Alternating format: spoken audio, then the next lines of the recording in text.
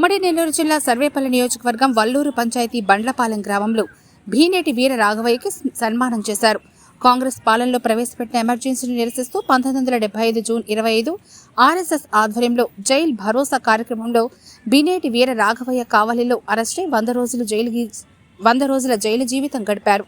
Emergency జరిగి 50 సంవత్సరాలు పూర్తి కావడంతో జైలు జీవితం అనుభవించిన వారిని భారతీయ జనతా పార్టీ అనుబంధ సంస్థల ఆధ్వర్యంలో ఘనంగా సన్మానించారు. వక్తలు వారి సేవలను కొనియాడారు.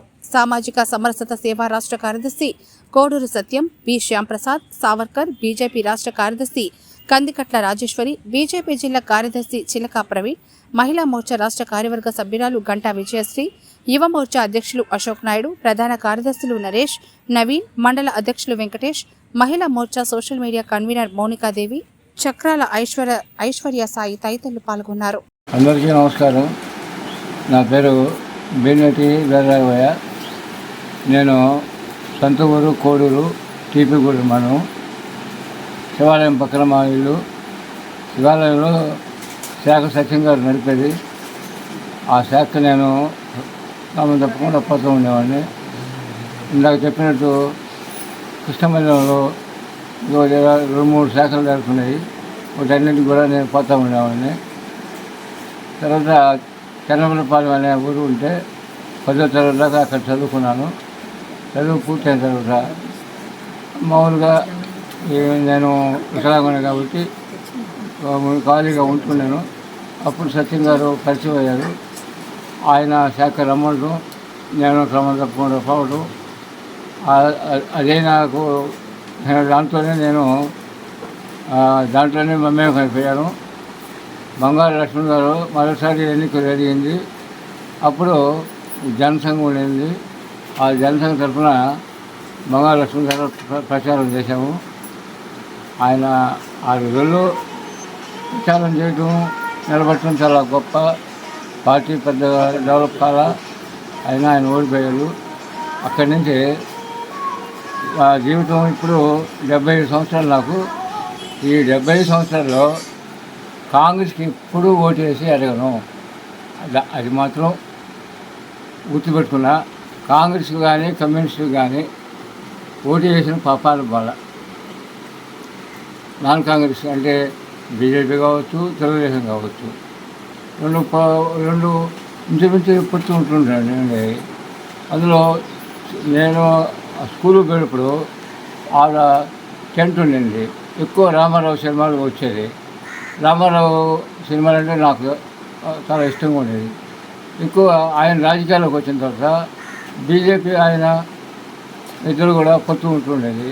ఆ విధంగా తెలుగుదేశంతో మొన్న జరిగిన ఎన్నికలో కూడా ఇక్కడ సోమిరెడ్డి అక్కడ నేను ఎమర్జెన్సీ అని చెప్పారు సత్యం గారు. ఆ ఎమర్జెన్సీ చీకటి రోజుల్లో టీవీలు లేవు, ఫోన్లు లేవు. పేపర్ వస్తే ఆ ఎడిటోరియల్ సంపాదకీయంలో ఏమి రాయకుండా ఖాళీగా పెట్టేసేది.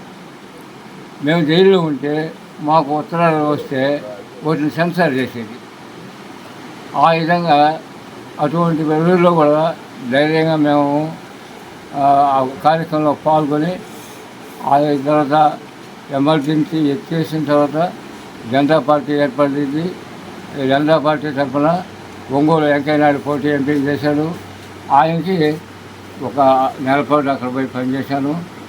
తర్వాత 77 దివిసీమ ఉప్పిన వచ్చింది. ఆ ఉప్పినలో సత్యం గారు చెప్పాడు, నేను పోయేలేక ఇక్కడ శవాలన్నీ చెట్లకి ఎలాడుతున్నాయి.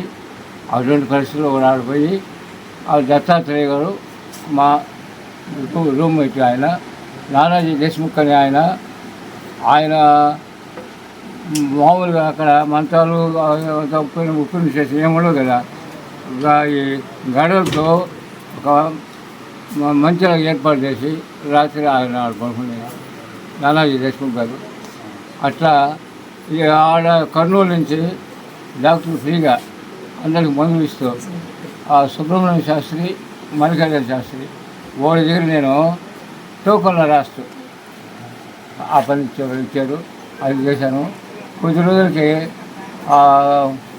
ఇంజనీరింగ్ సెక్షన్ టకార్లు, పార్లు, కూలోళ్ళు లెక్క అది ఇచ్చారు. అది చేశాను. తర్వాత కొద్ది రోజులకి అన్ని జిల్లాల నాగపూర్ నుంచి ఉభయ తెలుగు రాష్ట్రాల నుంచి అందరూ కార్యకర్తలు వచ్చిన్నారు. వాళ్ళ గుడ్డలన్నీ అక్కడ వాళ్ళకి వేయటం, లేకపోతే తీసుకోవటం, అది ఐరన్ చేసి మళ్ళీ వాళ్ళకి వేయటం, అది చేశాను. తర్వాత వంట రక్షణ ఇచ్చారు, అది కూడా చేశాను.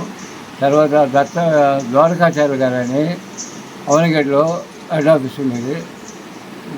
అవనిగడ్డ కాలేజ్ చేతులు ఉన్నవాళ్ళని ఆఫీసులో ఉంటే వాళ్ళు ఆఫీసు మూసుకొని సినిమాకి వెళ్తున్నారు. ఈరోజు ఎమర్జెన్సీ అత్యవసర పరిస్థితి శ్రీమతి ఇందిరాగాంధీ విధించినప్పుడు శ్రీ వీరరాఘవయ్య గారు వారి సేవల్ని అనేక విధాలుగా చేసి ప్రజలకు ఉపయోగపడ్డారు. ఆ రోజుల్లో అంత కాళ్ళు చేతులు ఉన్నవాళ్లే చేయలేనటువంటి సేవల్ని వారు చేసి మనందరికీ ఆదర్శంగా నిలిచారు. కాబట్టి వారు ఇప్పుడు మనం అందరం కాళ్ళు చేతులు ఉన్న వాళ్ళం కూడా ఇక నుంచి వారిని ఆదర్శంగా తీసుకొని అదే బాటలో మనం పయనించి మనం ప్రజలకి ఉపయోగపడే సేవా కార్యక్రమాల్లో పాల్గొనాలని నేను రాష్ట్ర కార్యదర్శిగా పిలుపునిస్తున్నాను.